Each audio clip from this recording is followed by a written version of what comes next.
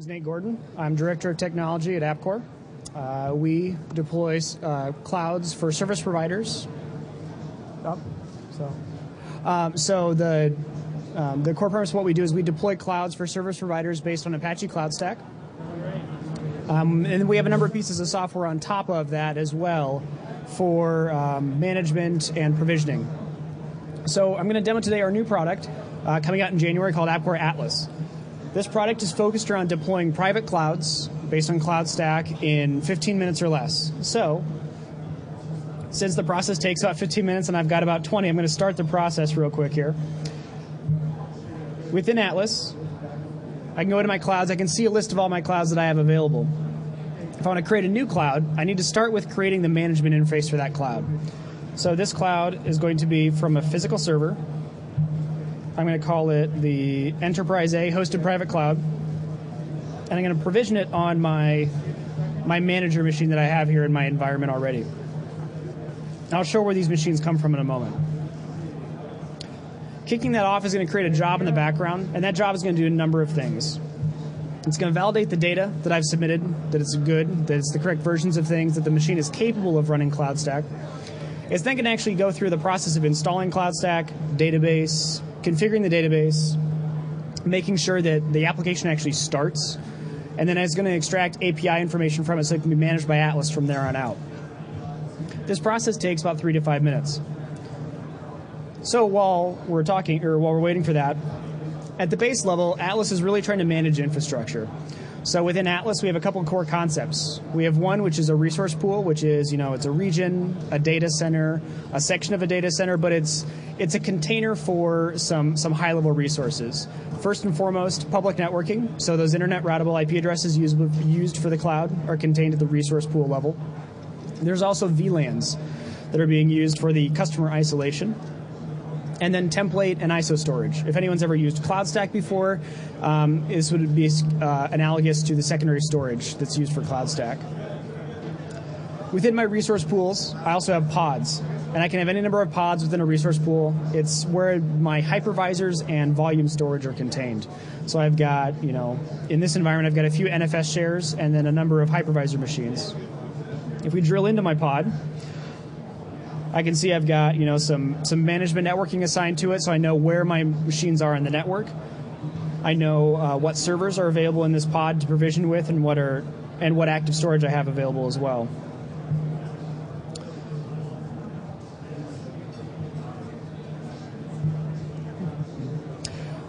With the resource pools as well, one of the things we tried to make sure we had a core concept of was actually being able to manage enterprise on-premise infrastructure as well. We really believe that enterprises, while they want to move to the cloud, there are certain workloads that simply cannot be moved to a public cloud like AWS or Google. There will always be a need for on-premise environments to deal with compliance regulations, various laws, or just general security concerns. So we wanted to enable that so you can actually develop or can create resource pools within Atlas that are actually enterprise on-premise. This allows a service provider, say the hosting company providing the software services, to be able to say, all right, here's your on-premise equipment that you've given to the cloud environment. We can manage it. We can spin up clouds within it on demand, and we can make sure that those clouds are running optimally from the service provider remotely. Let's check in on our job here real quick. So at this point now, our cloud manager has been installed, the database is set up, and now it's verifying. So it's actually waiting for initial database migrations to occur and waiting for the cloud orchestration software to start and be available.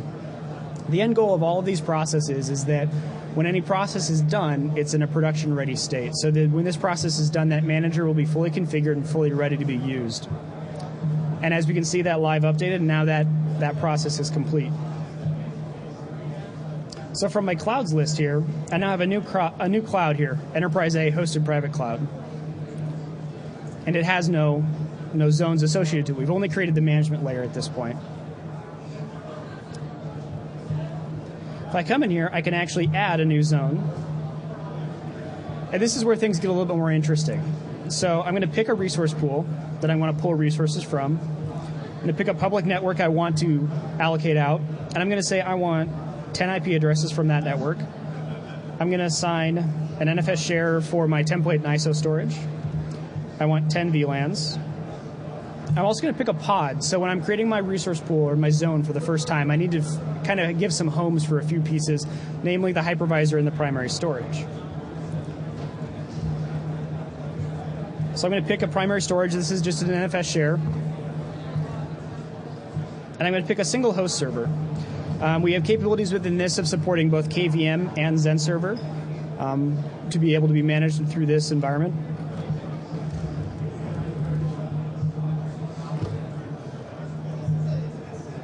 And it's going to ask me to confirm this. This process is, it's a little expensive. It takes 5 to 10 minutes and does consume some resources. I'm going to fire that off. And this is going to create a new job at this point. So if anyone's ever worked with CloudStack, there's a number of processes that have to go into place for creating your first zone. There are system templates to be uploaded. These are appliance VMs running within the cloud to manage things like routing for networking, console access to all those VMs, as well as interfacing to secondary storage, either NFS or a Swift-style storage. It's also to go through and create the containers like it already has here for the zone, the pod, the cluster. And now it's going to work on the host. The host machine itself is just a bare Linux machine, blank OS, Ubuntu 14.4. We installed a one-time bootstrapping process that just allowed Atlas to be aware of that machine so that Atlas could then manage it from here on out. It's going to take that machine, install KVM, libvirt, QEMU. It's going to configure them all so that we can communicate with it remotely, make sure that it can talk to storage, before it then finally adds it to the cloud as a resource in that cloud. Once that's done, it will actually go and query CloudStack to make sure that everything is actually coming up correctly, make sure that the system VMs have started in the state we expect them to, and that they can talk out to the internet and download an initial template so that the environment will be production ready once this process is done. That process will take another, we'll say, 5 to 8 minutes.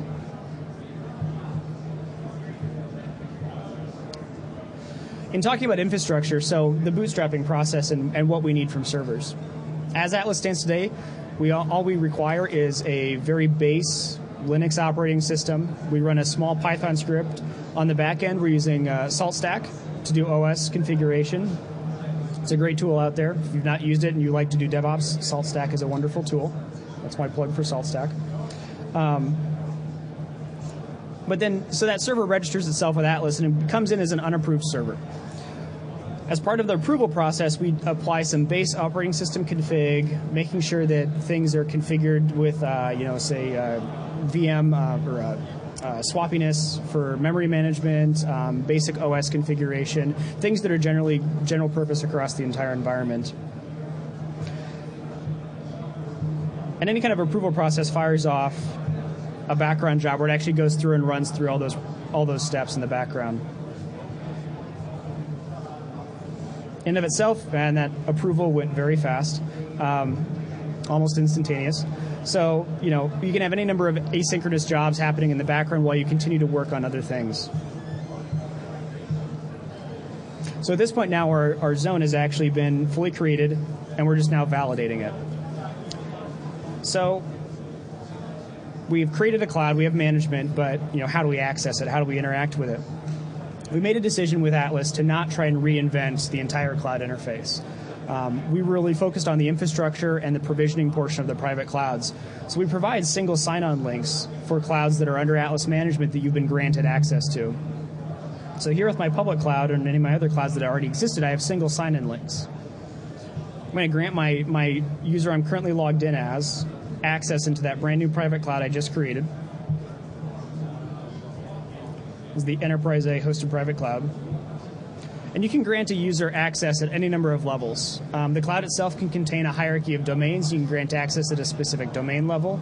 You can also grant them either user, admin, or domain admin access within that cloud as well. These are all concepts that are very strong in the CloudStack side of things. So now that I've added myself as a user in that cloud, I now have a single sign-in link here.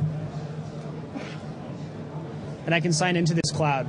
This uses a one-time password, very secure process, has like a 30-second expiration on it, very similar to kind of a ticket kind of process.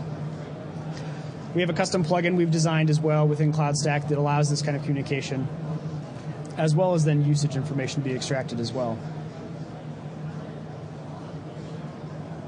My apologies, the Wi-Fi is apparently not as fast as I thought it was.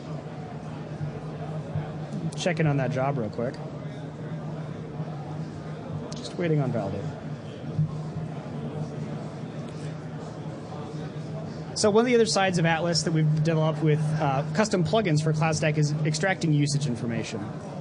So you have a cloud, you're a service provider, you need to be able to know what's actually running in that cloud, be able to monetize that, as well as an enterprise user, I want to know how much of the resources am I consuming.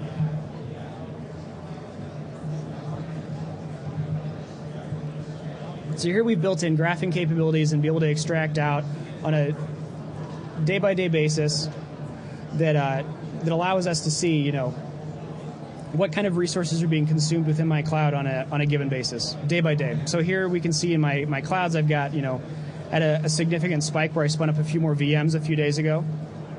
I can also drill down into individual clouds as well. So if I drill into my...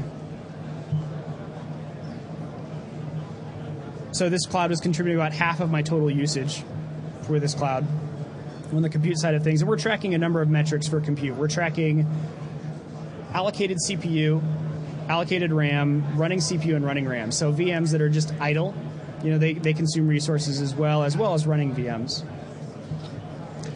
I can also see storage information, so I can see what's going on from a storage utilization perspective with volume size, ISO size, snapshots, how much those are consuming of my storage.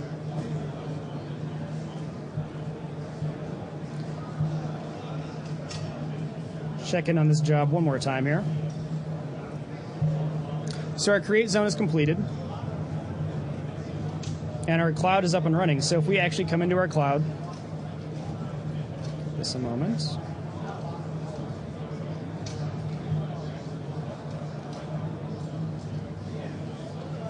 We can see that our system VMs are running. Templates have downloaded, and at this point now, this is a production-ready private cloud. This is ready to run customer workloads in any capacity. I can go in here and I can quickly launch an instance, or at least as quickly as the Wi-Fi will let me.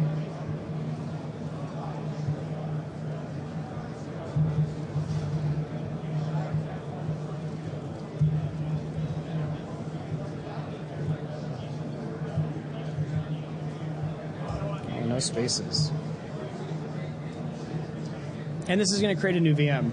So we've gone from bare Linux machines that are just, you know, minimal configuration, you know, one step done from a service provider perspective, to having a functioning cloud capable of launching VMs in 14 minutes. So Atlas itself has a number of other features. We also have integration into monitoring with Xenos right now. We've built this, though, to be pluggable. We realize service providers have their own monitoring solutions. We've developed this specific area to be very pluggable, very dynamic. We're working on Sensu support right now as well as another proof of concept. But it's designed to be swapped out with whatever DCIM or back-end monitoring solution the service provider has. But the core idea is to provide kind of a single pane of glass to the service provider. So here on my events page, I can see all the events that are happening in my cloud. And it's a combined feed of both monitoring events as well as alerts coming out of all the clouds managed by Atlas. So here we can see that CloudStack itself had an alert saying that the management server came up, but yet other alerts are happening from the monitoring system saying other things are down. I can also drill in with the monitoring system into performance metrics on individual machines within my resources, and say, you know, see how the load average compares over time, CPU usage, memory usage, and I/O. But again, this is all very customizable, very pluggable for whatever backend needs there are.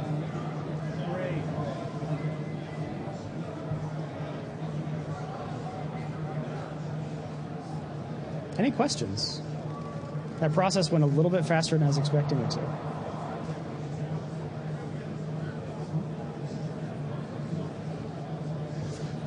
Well, thank you for your time. We're over at Appcore, just a few rows over in booth 421, I want to say. Come by and see us, and we'll talk about it. Thank you.